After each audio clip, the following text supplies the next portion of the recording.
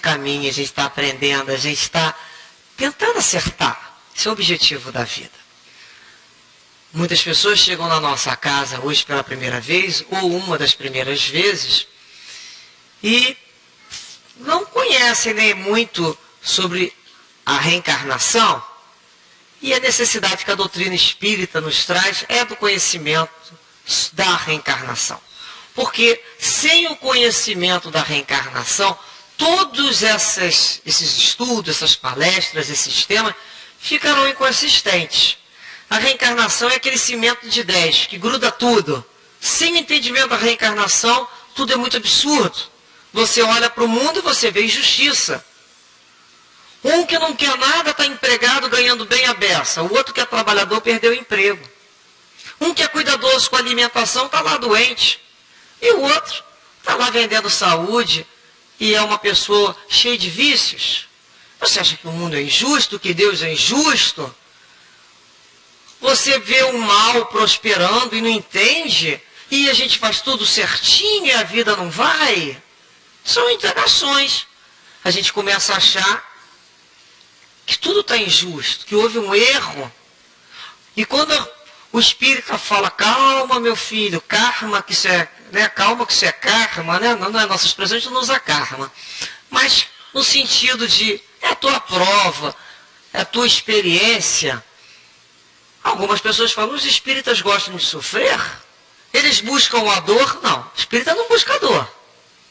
O espírita começa a entender a motivação daquela dor na sua vida. Qual o objetivo? Qual a finalidade daquela aflição?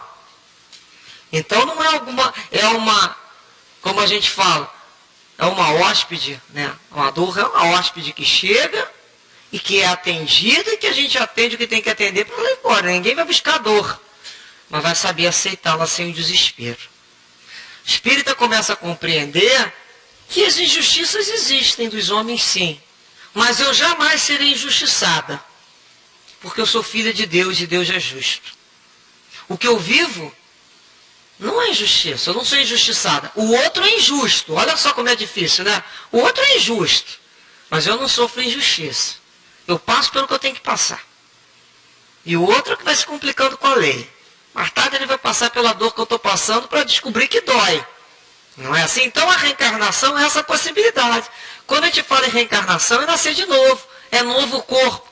É a misericórdia de Deus, no mais alto grau, nos permitindo recomeçar. E quando a gente fala recomeçar, é para fazer a mesma coisa? Fazer a mesma coisa, eu não reencarnava. Eu, como espírita, falo isso, nesse calor danado aqui, cheio de zica. Não, fica lá. Mas se eu vim, já que vim, já que estou aqui, vamos fazer esse negócio direito. Para diminuir essa quantidade que tem que ficar vindo aqui. Não é assim? Isso é prova. Então, como é a nossa postura diante da prova? Antes, durante e depois. É prova. Que tipo de aluno nós somos? Antes, pode vir o que vier, não é assim? Estou sabendo de tudo. Manda vir matéria. E não está nem aí. Esse é um aluno que age assim. O outro começa a se preparar antes da data daquela prova, saber do que se trata, ler um pouco mais, estudar um pouco mais, tentar em determinados detalhes. Então, a questão é como nós nos posicionamos diante das provas. O antes, o de antes, que é durante, e após a prova. Quantos alunos olham para a prova? Seja o que Deus quiser, não é? E bota lá, quando assina o nome, ele entrega. E vai reclamar do professor, foi injusto com ele.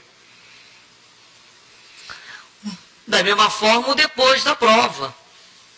Alguns alunos falam, esse professor cismou comigo. Ele não gosta de mim. Eu senti isso desde o primeiro momento que ele me viu e mandou eu estudar, né? Geralmente é assim. Ele pegou e me conhece pelo nome. Então, eles falam, deixa pra lá. Deixa pra lá não, tá machucando.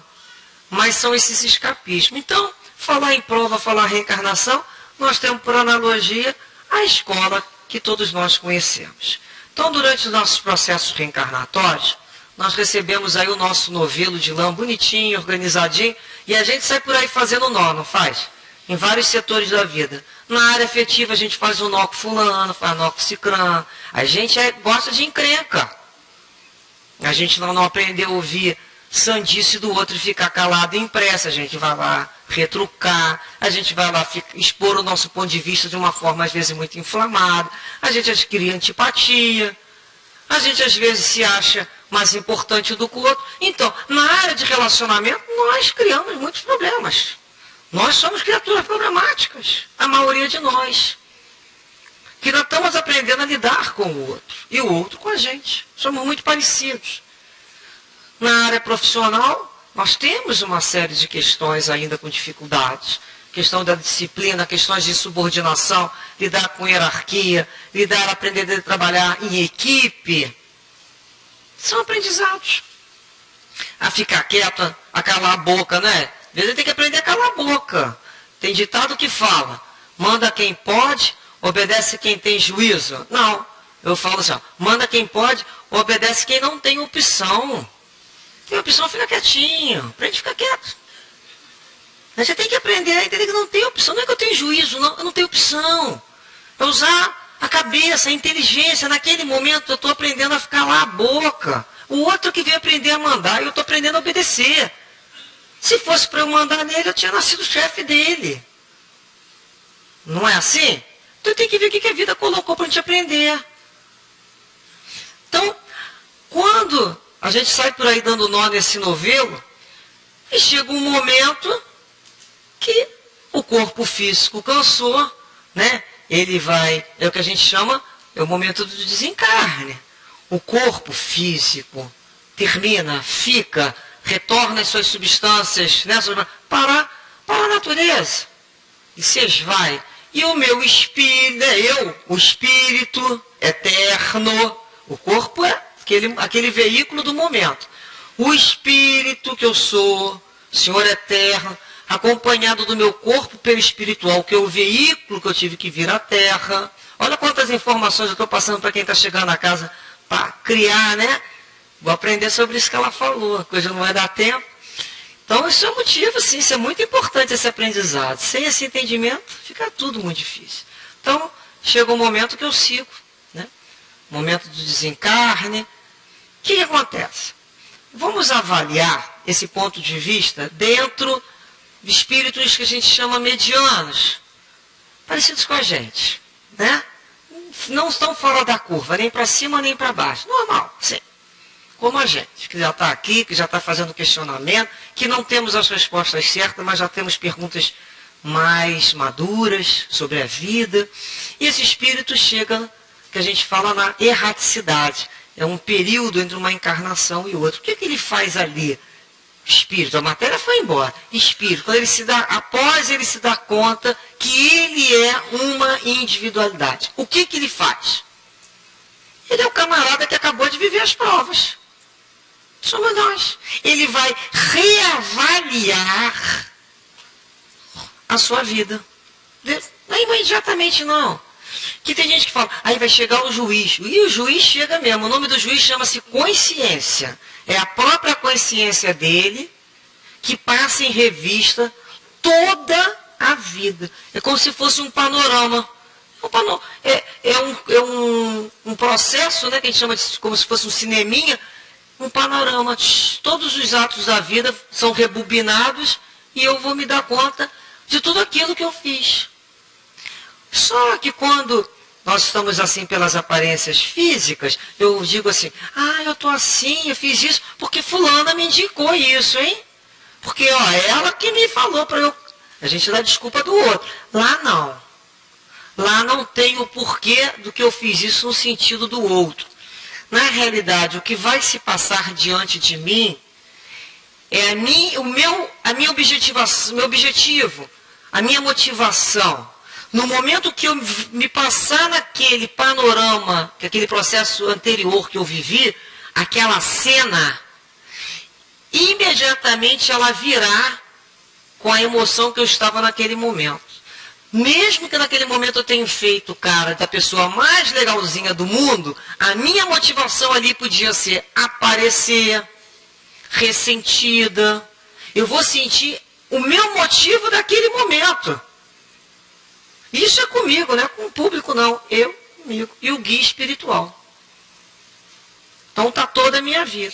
Então nós vamos ver uma série de situações. Como é que foi você aqui na área da família? Como é que você se comportou? Eu tive dificuldade com A, com B também, com C, com H. Era complicado aquela criatura. E quando a gente vê, não tem mais letra.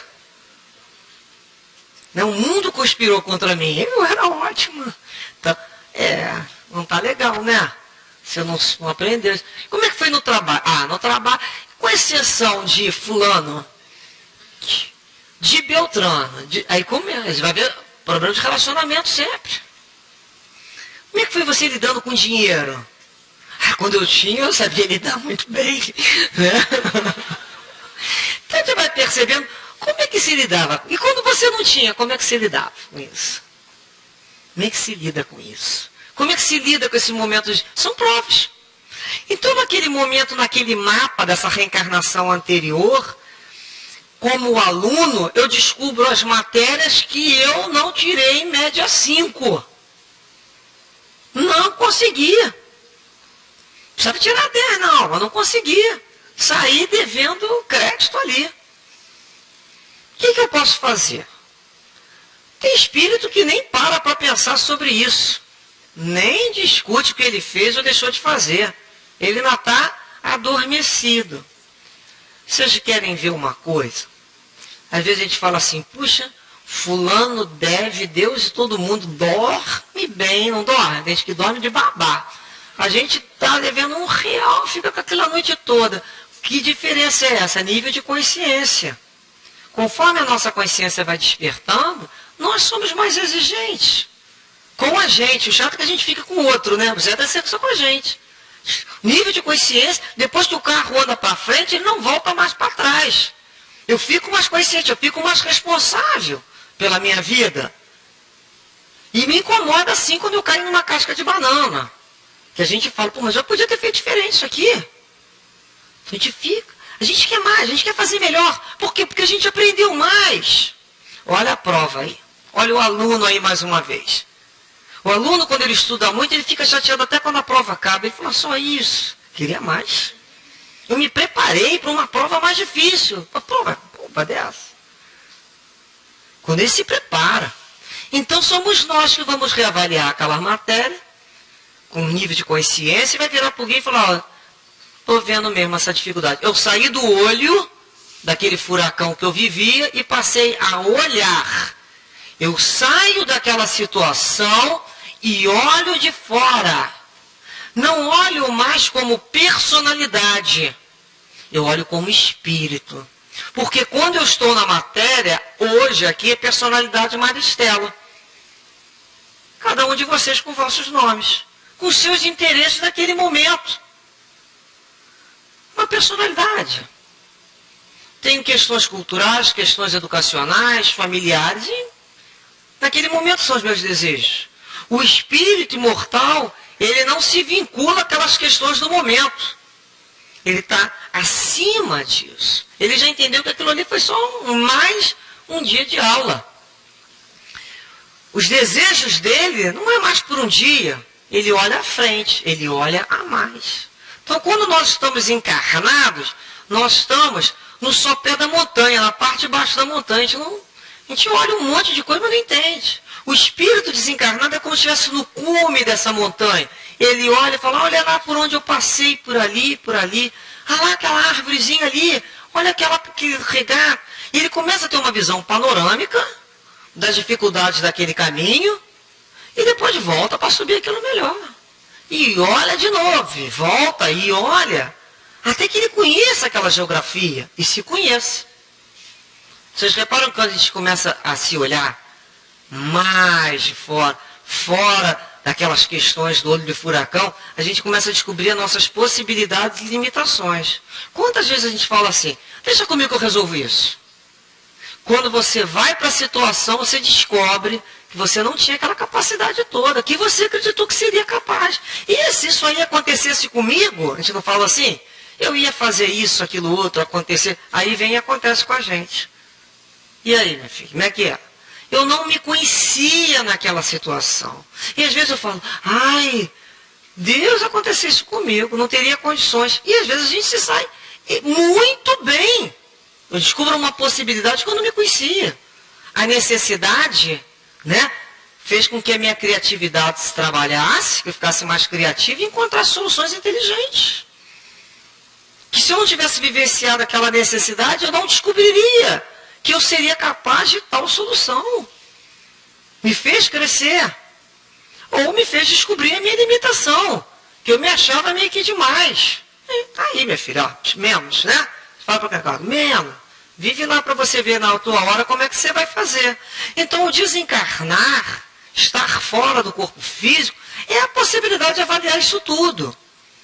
E descobrir, tenho dificuldade nesse setor aqui, tenho dificuldade nesse setor aqui. Essa aqui eu tenho, já consigo trabalhar isso aqui um pouquinho melhor. E junto com o guia espiritual, a gente começa a traçar as nossas reencarnações futuras. Aí o guia deve falar, tem uma fila aí de credor teu aí, com quem que você vai escolher? A gente escolhe, que a fila continua, né? A gente só cria problema. Nessa encarnação, vamos tentar resolver essa pendência aqui nesse setor. O que vocês acham? Vamos raciocinar. Aquilo que tem dificuldade. Não é assim? Então eu vou procurar aquilo que eu tenho dificuldade. Lógico que eu não vou tirar 10. Eu sei que eu não vou tirar 10. Mas eu tenho que estudar aquilo que eu tenho dificuldade. Porque aquilo que eu já sei, eu não preciso mais vir com tanta situação. Então vamos lá. Tive uma reencarnação aí sem dinheiro. Sem dinheiro eu consegui viver. Dei conta, lá tinha amigo, o pessoal era solidário, né?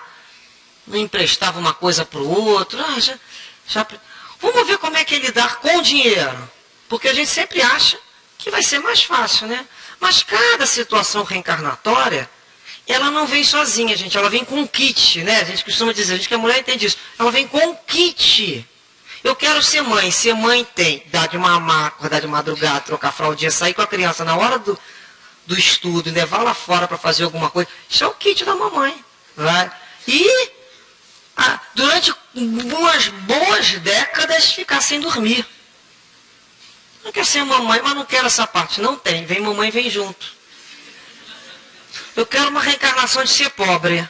Pô, mas vai chover na minha casa? Vai. Não, isso não tem como. Vai chover, vai pegar chuva, vai ter lá o trem que atrasa. O pobre vai viver a prova da contrariação. Você vai ser contrariado. Vai ser contrariado na área de saúde, contrariado no colégio. Vai ser contrariado. Tu vai lutar contra os paradigmas sociais. Então, olha, o cara acha que não aconteceu nada, que ele nasceu só pobre. Ele não tem noção do valor dele. Ou então lá, a dona de casa. A minha missão é ser dona de casa? Já imaginaram, gente? Dona de casa? Olha, você mandar lá fora é mais fácil do que mandar com as pessoas que você tem intimidade. Porque o lá de fora te obedece, dentro de casa olha para você e fala, não, vou fazer mesmo. É igual passarinho, filho, né? Tu aperta, tu mata, solta, ele voa. Tu fica nessa situação, aperta, larga. Inspira, expira e não pira.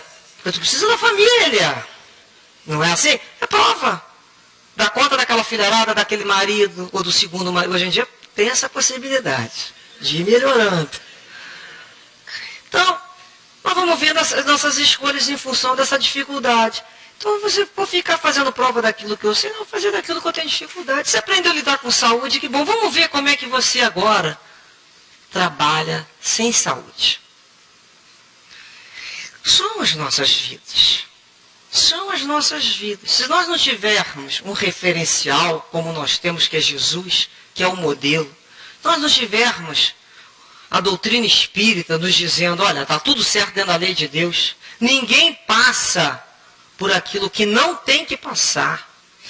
A espiritualidade não vai tirar a pedra da tua frente, mas vai dar força, vai te dar inteligência para você pular aquele obstáculo, contornar aquele obstáculo, aprender a tirar a tua própria pedra. Porque desde os inícios das suas encarnações, eu fiz uma conquista, como vocês, que é a melhor conquista que um espírito pode ter tido. É inteligência, é pensar, é ter meu livre-arbítrio. Eu não posso hoje abrir mão disso para que o outro decida por mim, para que o espírito decida por mim, não sou eu. Ah, mas eu vou errar. Ué, mas eu vou errar até aprender. Eu tenho que ter humildade e pedir ajuda. Peço ajuda. Mas eu vou para a próxima reencarnação sabendo que sou eu que vou me responsabilizar por aquelas decisões. E errei. Errei, mas saí dali. Onde foi o erro, hein? Devia ter ficado mais quieta naquilo ali, ó. Para que eu fui responder? O que eu quis lutar de opinião ali? Por que eu adoro confrontar o outro? Por que eu tenho que me impor? Aí você vai aprendendo a lidar. Não é mais se calar por medo. Não tenho medo. Ou se calar porque não tenho a resposta. Ah, eu tenho a resposta na ponta da língua, sim. Me calar por aprendizado. Para que a paz seja maior. Que a paz é mais importante do que as minhas opiniões. Então a minha visão muda. Quando eu me programo com guia para as provas, ele já demonstra para mim o panorama que eu vou viver. Eu já sei o que eu vou viver. E eu converso. E às vezes a gente é espírito metido a besta. A gente fala assim, bota mais coisa. Pode botar pouco. Pode botar. Porque lá no plano espiritual não tem trânsito, né?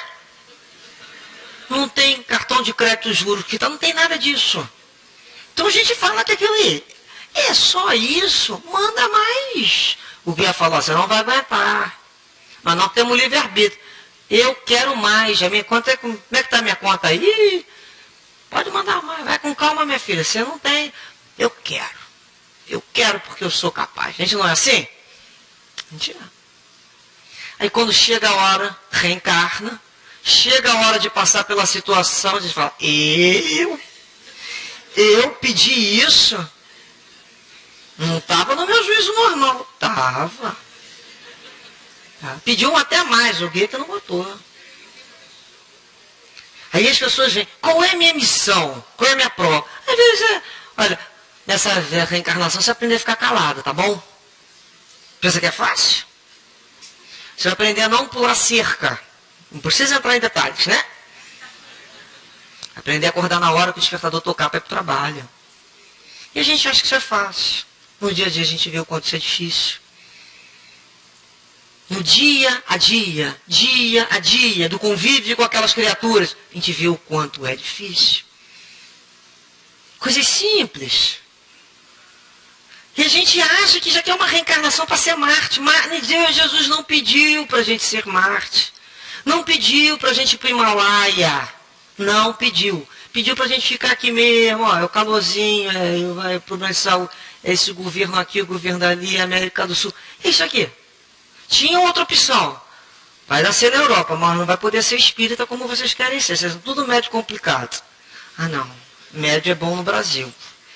Não dá para ter tudo, né, gente? Então a gente escolheu o Brasil. E vem com os probleminhas aí. Mas nós temos liberdade religiosa, artigo 5º da Constituição Federal. Então, nós temos o lado bom. Quando você tem esse entendimento que isso aqui é apenas uma parte dessa viagem, a dimensão modifica. Não é mais tudo isso. Não, isso daqui a pouco está passando. Isso daqui a pouco acaba. Isso, olha, a maioria dessas problemáticas que a gente está arrumando, na minha idade, daqui a 10, 15 anos, não vale mais nada. Bobagem. Fulano daqui a pouco está indo, eu estou indo. Bobeira. A gente vê que a gente não se prende em bobagens. Caprichos da personalidade. Que o indispensável não faltou. Que o que é importante mesmo? Que a gente briga com uma criatura. Aquela criatura é a nossa prova de paciência, de perseverança, não é assim? É aquela criatura que convive mais próximo da gente. E a gente, no final de uma reencarnação, vai descobrir quanto foi importante aquele professor. Como que a gente muda? A gente muda através do estudo, a gente muda através da reflexão, e a gente muda pelo sofrimento. O sofrimento é o despertador da alma. Ele desperta com dor. Você desperta para a vida, tipo assim, ó, Acorda, meu filho, acorda. Olha aqui isso acontecendo. Marido A era o problema, marido B é o problema, marido C é o problema. Tem alguma coisa estranha. Todo mundo tem problema, eu não sou o problema. Então a gente começa a perceber, né, que quanto mais eu resisto, mais aquilo insiste. A situação não está nem no lugar que eu moro, na casa espírita que eu frequento, com quem eu caso ou deixo de casar, com quem vem meu filho deixa de ser. Sou eu. Sempre fui eu. Como é que eu lido com essas diferenças? Então, quando o professor do colégio fala, vou te dar um problema para você resolver, o que esse professor está querendo? Está querendo uma solução, ué. Eu posso conversar com ele, me ajuda aqui. Chegar uma... Como é que eu posso encontrar essa solução? O professor está ali para ajudar. Deus não é pai punitivo. Deus é pai educativo. Mas eu tenho que ter humildade e pedir ajuda. Olha, senhor, para resolver do meu jeito, ó, eu passo o trator. Ah, mas isso não é solução. Isso já foi solução de outras reencarnações, que eliminava aquilo que te contrariava. Hoje você vai aprender a viver com aquilo ali. Então, como é que é a minha fidelidade a Deus? Eu só sou fiel a Deus, eu só acredito em Deus no momento que está sol, que meus filhos estão com saúde, que eu estou com um din-din no bolso. É assim? Quando é que eu provo a minha fidelidade a Deus? A gente prova a nossa fidelidade a Deus nos momentos mais difíceis. Que a vida empurra a gente, parece que vai tirar a gente do centro. Não vai. Vamos ver como é que fulano funciona nessa situação. Somos nós que pedimos para vivenciarmos determinadas provas. E quando aquelas provas ficam muito fáceis, o que acontece? A gente pede o quê? Pede uma mais difícil. Vocês querem ver uma... Vocês já viram as crianças brincando com esses joguinhos aí dentro do computador? O que é mais fácil? Passam de fase. A fase vai ser mais fácil? Não, a fase é cada vez mais desafiadora. Ela é mais difícil. Ela vai desafiar a sua inteligência e a sua emoção. Então vão ter reencarnações que eu vou ser desafiada na minha inteligência, na área de sobrevivência. E reencarnações vão desafiar as minhas emoções. O outro vai vir me acionar e eu vou ter que aprender a administrar essas emoções. Porque emoção existe, eu não posso negar. E nem mudar de nome. Tem raiva, tem medo, eu tenho. Agora, o que eu faço com isso? Tem que administrar. Jogar a luz do Cristo, desse modelo que eu tenho, e administrar. E falar para a minha própria alma, calma, alma. Isso aqui é só um pedaço do caminho. Confia, segue, caminha. Vai resolver tudo? Não. Nesses processos reencarnatórios, de provas, principalmente as familiares, nós vamos sair apaixonados um pelo outro, igual o último dia de novela? Não. Não vamos. Mas nós já estamos saindo bem melhores do que outras reencarnações, né, que não se chegavam no final de uma vida, juntos.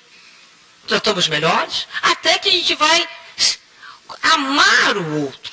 Mas a gente tem que entender que nós vivenciamos uma coisa chamada processo. E processo é passo a passo. A natureza não dá salto. Então, se eu sou um espírito cheio de dificuldade, eu tenho que respeitar a minha cadência, o meu ritmo. E querer crescer, sim, querer melhorar. Mas não é dar salto mortal.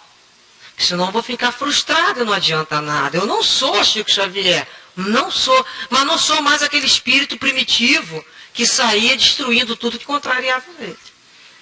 Eu sou um espírito que sinto a minha dificuldade, sinto a minha imperfeição, sinto como é difícil ainda resistir aos meus instintos, mas já quero crescer, mas já digo, me ajuda, mas já vem para uma casa espírita ou um centro ou um templo religioso, abaixar a minha cabeça e saber que fora só desse meu corpo existe vida e muito mais inteligentes e que amam muito mais do que eu.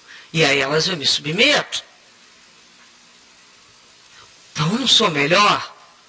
Nós não somos melhores, nós apenas aprendemos que vai continuar. E às vezes, né, determinadas situações de prova, às vezes a gente fala assim, mas fulano está vivendo que prova? Está lá numa cama jogado. Não tem gente que fala isso, não tem prova. Vive lá numa cama jogado com um vegetal, uma vida sem vida. Aquilo não é prova. É prova sim. Aquilo é uma prova muito difícil. E às vezes as pessoas se acham que já sabem tudo. Coisa que era problema só daquele espírito, do guia dele e de Deus, né? Mas aí tem gente que vai falar assim, ele deve ser um grande devedor. Não é não. Não é não. Ele já tem condições de passar por coisas que eu não tenho condições de passar. Me levariam à loucura ou ao suicídio. E ele tem resistência que eu não tenho. Primeiramente tem que lembrar do outro, já tem condições de arcar com contas que eu não tenho nem condições. Outra questão. Muitas vezes um espírito, ele vive muitas reencarnações na indiferença. O outro passa pela dor, como ele não passa, ele... faça como eu. Né? Às vezes não é assim para o outro. Faz como eu, vai trabalhar. Faz como eu, vai estudar. É indiferente a dor do outro. Eu passei por isso, por que ele não vai passar? Ficou indiferente, não aprendeu nada com a dor. Ficou duro, ficou cascudo. E às vezes vai pedir uma reencarnação para organizar suas próprias emoções. Silenciar e perceber o outro. Vocês já repararam por que a gente reza tanto e erra? Para que a gente permita que o outro que vem atrás da gente erre também. Porque senão a gente não permite ir. A gente não está tudo certinho. Se a gente ficar aqui dentro, está tudo certinho. A gente vai lá para fora. A gente tem que vir aqui. A gente lembra de Jesus subindo ao monte para orar e descendo para trabalhar com as criaturas, com os diferentes. Somos nós. A casa espírita é o momento que a gente se une essas forças, pede fé, pede confiança. Para ir para onde? Para o mundo. Nós somos divulgadores da palavra do Cristo, todos nós, cartas vivas. E não é através da palavra não, dos nossos atos. Olha como é que fulano mudou. Ele era um rebelde, reclama, ele está vivendo aquela situação já, dizendo que está tudo certo na lei de Deus. Eu não entendo, mas eu sei que está tudo certo na lei de Deus. Está sempre certo. Quando a gente começa a desenvolver a fé no Pai, a gente sabe que está tudo certo. O nosso grau de confiança vai aumentando. E nós vamos passando. Nós vamos passar por situações na área de família, na área de casamento, na área de saúde, na área de trabalho, na área da calúnia, em vários setores. Por quê? Quando alguém chegar para conversar com a gente, eu não sei o que ele está passando. Porque eu não tenho o coração dele. Em primeiro lugar, eu não posso me colocar no lugar do outro que tem uma história diferente da minha. Mas eu já tenho um mínimo de vivência naquela situação para saber que aquilo ali dói. O meu ouvidinho vai ser outro. E o que a gente faz? Se a gente não ficou uma pessoa dura e indiferente, o que a gente faz? O que a gente faz quando um remédio dá certo? O que você tem vontade de fazer? Amigo, eu tomei esse remédio. Isso aqui funciona. A gente não é assim? A gente quer contar para o outro aquilo que deu certo. Olha, fiz uma receita de bolo. Ficou ótimo, vou te passar. Nós somos assim. Nós queremos compartilhar com o outro o que deu certo. Quando a gente não tem egoísmo de coração, a gente quer passar para o outro o que deu certo comigo. A gente fala para o outro, meu filho, tem fé, tem confiança. Espera que isso vai passar. No último minuto a solução vai aparecer. Interessante eu falar no último minuto a situação vai aparecer. Eu me lembrei agora, uma vez eu vivi uma prova muito aflitiva durante alguns meses. E quando eu fazia a minha prece, a primeira prece nossa é quase uma imposição, né? Deus, o senhor devia fazer isso, o senhor devia fazer aquilo outro, senhor. Não, olha só fulano, olha. Aí a gente fica dando tchauzinho assim de longe. Olha eu aqui, né? É aquela prece meio diretiva. Até que a gente vai aprendendo a desenvolver e fazer outros tipos de prece. E os meses foram passando, e eu achava que no último momento viria aquela solução. Ia dar certo, eu confio em Deus. Eu confio em Deus, vai vir uma solução, ué. E eu fui, meses a fio na minha prece. Eu não via, né? Pelos meus canais intuitivos, eu não percebia a resposta. É uma situação difícil, muito difícil. Quando chegou na semana que a solução ou andava ou desandava o negócio, que aquilo tinha que ter uma dessas portas iam ter que abrir, aquela prece já quase, né, em desespero, dá uma resposta, né, vai chegar a solução. Então a presença do guia espiritual foi muito presente, ele disse, minha filha, calma, vai dar tudo certo. Aí eu fiz assim, não é? Aí ele chegou perto de mim e falou, mas não da maneira que você está pensando. Olha, só guia para falar isso. E ele me fez parar e pensar, qual é a maneira que você pensa em dar certo? E eu pensei sobre isso. Qual é, gente, a maneira que a gente pensa em dar certo? Se é uma doença, dá certo, é a cura. Se é uma separação, é a reconciliação. Se é um desemprego, é um novo emprego. Se é uma calúnia, é a restauração da verdade. E o dar certo, é o seguinte, isso é um momento de glória, não é? A gente quer ser vingado. A vida mostrou aqui, né? A gente acha que... Quando ele falou aquilo, eu falei, realmente, vai dar certo, mas não da maneira que eu estou imaginando, que a maneira de eu estar imaginando é uma vitória ainda da personalidade Maristela, que quer dar satisfações para a sociedade. Seria uma vitória do espírito. Eu tinha que passar por aquela situação. Eu tinha que passar por aquela situação. E deu certo, eu passei. Não matei ninguém, não me matei. E acabou. E fui para aquela situação. E vivi a situação. Era a minha situação, eu tinha que vivenciar. Se aquela porta, eu tinha que continuar lutando, encontrando solução. Porta fechava, tentava outra solução, a outra porta fechava, a outra porta fechava. Eu não posso arrombar portas. Tem uma hora que tem um limite. É o limite da luta. Vamos lutar. Vamos procurar solução. Vamos procurar solução para esse problema, para essa aflição. Vamos procurar remédio. É justo. Sim. Fala com um, fala com outro. Mas tem um momento, que é um momento de se aquietar. E falar, Senhor, vai dar tudo certo. Vai dar tudo certo. E é paz. Porque quanto mais a gente resiste, mais aquilo insiste. Vocês conhecem a algema? A algema tem, né, o instrumento algema, ele é feito para que se o infrator, né, o acautelado, ele fuja, ela aperta cada vez mais. E a vida é uma algema muitas vezes. Quanto mais você resiste, mais ela te aprisiona. É o momento que você fala, eu confio. Chegou o meu limite de tentativas. A gente tem que começar a compreender que determinadas situações, quando eu pedir antes de reencarnar, vai ocorrer. É necessário para o meu crescimento vivenciar aquilo ali. Vai ocorrer. Você só escolhe se quer ocorrer berrando, se quer correr calminho. Vai ocorrer. Vai ocorrer. É uma escolha nossa. Como é que você quer passar por isso, meu filho? Com aventura ou sem aventura? Porque nós, quando saímos do corpo físico, na hora do sono, aquilo não tem a menor importância. E a gente fala para o guia, ó, quero viver isso aqui, hein? Porque no plano espiritual, a gente cresce, a gente aprende, a gente estuda, mas só vale na hora que você coloca na prática. Então, uma pessoa que tem que viver problemas na área financeira, como é que ela vai viver isso no plano espiritual? Não tem. Tem que trabalhar sua área de paciência.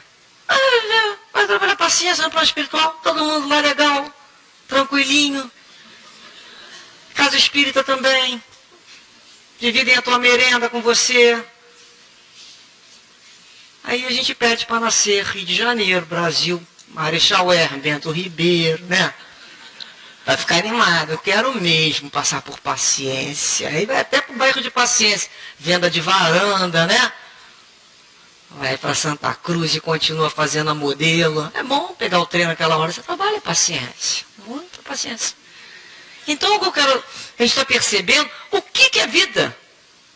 Está pedindo para eu aprender, será que a gente já não consegue sair do olho e olhar aquilo e dizer, olha como isso tem uma cadência, olha como isso tem um desenho, porque quando eu estou dentro eu não vejo o desenho. Olha como se parece, olha como essa dificuldade que eu tenho no setor de trabalho, ela se assemelha com a dificuldade nas minhas relações familiares, ela se assemelha como eu sou com minhas amigas, com meus amigos. Olha como é que as coisas se assemelham. Olha como é que essa dificuldade é uma história, né? É uma onda constante. Não é o outro, não. Eu estou criando esta onda. Eu estou dando forma a essa situação. Não vou negar, a situação está lá, a situação existe. E aí? Continuo ou modifico a minha postura diante daquela situação? Lembra quando a gente começa com uma dor, né? A gente está uma dor lá no pé, a gente troca de sapato. A gente muda de marca de sapato, depois a gente muda de estilo de sapato, e vai andando com dor, a gente toma um remédio para o pé, que a vizinha passou, a gente toma passe no pé, a gente vai andando com o pé. Tem uma hora que insiste muito. Aí a gente vai no médico, que dá uma solução que eu não acredito. Eu sou responsável por essa dor no pé? Como assim?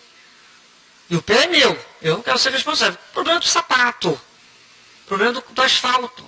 Até que eu falo, olha, a sua forma de pisar está criando esse problema aqui.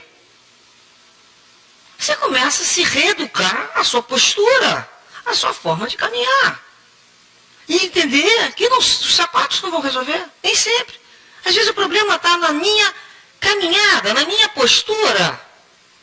Então, quando aquilo dói muito, me faz com que eu estude a causa e pare de dar aquelas soluções de aluno na hora da prova que fale assim, seja o que Deus quiser, faz sinal da cruz e vai embora.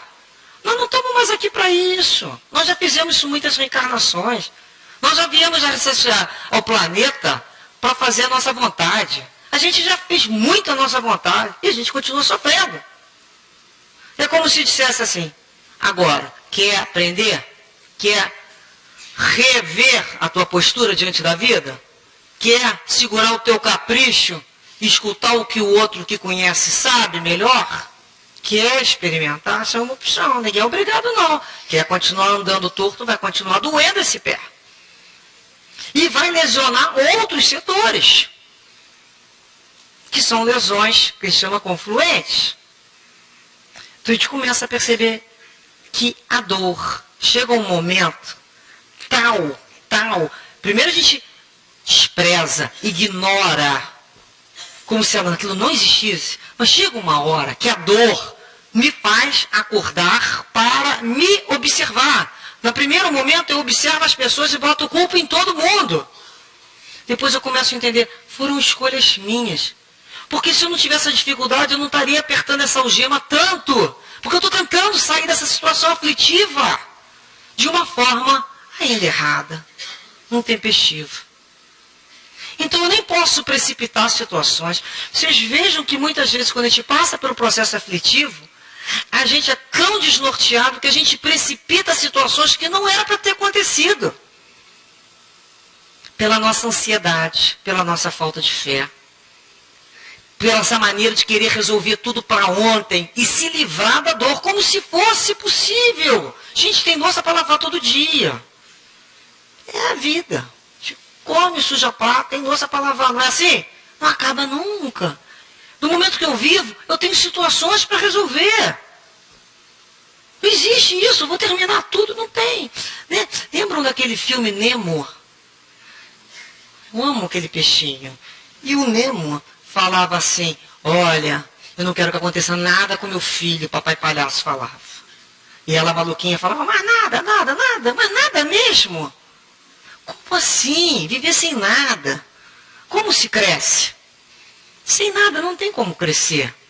O professor Hermógenes, ele tinha uma frase que é assim, se eu fosse planta, né, como planta eu quero ambientes que me sejam favoráveis, o sol, né, a temperatura, a água. O ambiente adequado faz com que a planta cresça. O ser humano não precisa de ambiente adequado. O ser humano, ele precisa de ambiente adverso. Porque é na adversidade que ele cresce. Ninguém que tem a vida estagnada está crescendo. Nós somos o tempo todo compelidos diante da vida a nos posicionarmos. E essas posições é que vão gerar dor ou saúde. Então, que as provas venham e que nós tenhamos mais fé, capacidade de se aquietar, pedir inspiração do alto, nesse telefone que é a prece, e acalmar e esperar essa resposta. E falar, vamos, meu filho, vai com Deus. E vamos acreditar que ele está com Deus, não é ficar acordado, desesperado pelo filho. Ele vai com Deus. Eu não estou falando que ele vai com Deus. Ou eu não acredito naquilo que eu falo. É o momento que eu me entrego a Deus, eu tenho que me entregar a Deus. Agora eu não posso controlar tudo. Enquanto eu quiser controlar tudo, as minhas provas vão ser muito mais doloridas. E como o tempo está terminando, eu trouxe uma pequena historinha do livro Pontos e Contos, do irmão do Espírito X com Chico Xavier, que os jovens perguntaram sobre o testemunho, o que significa dar testemunho de prova. E um ancião que foi questionado diz, ele conta a história de um judeu convertido, que inflamado de entusiasmo pela boa nova de Jesus, saiu de Jerusalém do seu ambiente familiar para dar testemunho, para falar de Jesus. Mas ninguém queria saber de perdoar inimigo e auxiliá-lo. Em alguns momentos ele foi insultado, apedrejado em praça pública. Ele não desistiu não, ele queria dar testemunho e continuou. Foi em várias aldeias e sempre pedindo a Jesus, agradecendo a Jesus pela vida, pela natureza. Num certo momento do caminho, ele encontrou uma região pantanosa. E lá ele encontrou um crocodilo, que estava muito próximo ao seu encontro. Ele percebeu o perigo e evitou esse crocodilo. Quando ele evitou o crocodilo, o que ele encontrou atrás dele? Mais 2 crocodilos tentando atacá-lo. 3 crocodilos, hein? Ele tentou fugir, foi para uma choça para se proteger. Só que essa choça tinha tocado incêndio nela, atacado fogo, e não tinha mais choça para ele se proteger daquilo ali. E ele continuou andando, foi procurar uma ponte, só que a ponte foi arrastada por uma inundação. A esse tempo, outros crocodilos se haviam agregado aos 3 primeiros. Estava no Pantanal, no mínimo. E aquilo começou. Aí ele vai para uma cova se esconder. O que ele encontra lá dentro? Uma serpente. Um montão de crocodilo e uma serpente. Vamos botando isso aí. Tenta subir a árvore quebra. Tenta outra árvore, a outra árvore quebra. As raízes da árvore estavam todas arrebentadas lá por vermes invasores. Aí ele tentou encontrar umas pedras para jogar naqueles bichos todos. Não tinha mais pedra, onde ele sabia que tinha pedra, tiraram as pedras dali. Aí ele entrou em desespero, começa a subir um vale bem altinho, chega ao topo. O que ele olha lá embaixo? Um abismo. Aí ele compreendeu que o abismo significava morte. Ele ia morrer. Ou era os crocodilos, com a serpente, aquela problemática toda, ou pular dali a morte. O que ele faz? Ele olhou o céu, se ajoelhou diante das feras e falou: Mestre Jesus, cumpra-se no escravo os desígnios do Senhor. Ele não fugiu da luta. Ele tentou todas as soluções. Terminar com a vida, ele não iria terminar. Então é a hora que é a morte. É a morte. Ele se entrega ali e fala. Nesse momento, ele reparou uma neblina e no minuto ele viu o próprio Jesus, radiante e belo, que lhe disse bondoso: Não temais, estou aqui. A minha graça te basta. E uma forte ventania soprou, célere, e os ferozes sauros recuaram assombrados. Então esse senhor que estava contando a história, né, esse ancião, ele concluiu o seguinte: olha, todos os seguidores do Senhor encontrarão adversários na sua senda de purificação. Quanto mais adiantado o curso em que se encontram, maior é o número de testemunhos e lições. Porque as dificuldades, obstáculos, perseguições e incompreensões são sempre feras simbólicas. Há discípulos que encontram um crocodilo por ano. Outros recebem um crocodilo mensal, outros semanal. E muitos existem que são defrontados por uma romaria de crocodilos de hora em hora, dependendo das experiências do avanço levado a efeito. Nesses momentos preciosos e importantes, contudo, não vale qualquer recurso à proteção das forças exteriores. Buscar pedra, buscar cova, buscar árvore. Porque na escola divina da ascensão, cada aprendiz deverá encontrar o socorro a resposta ou a solução dentro de si mesmo. Dentro de si mesmo. Portanto, quando Pilatos ameaçou Jesus, Jesus falou: nada poderá ocorrer que não seja da vontade do Pai. Nada. Então tenhamos sempre essa confiança e nos entregarmos a Deus. Que Jesus abençoe a todos nós com o espírito de muita confiança, muita perseverança, que a solução chegará. Graças a Deus.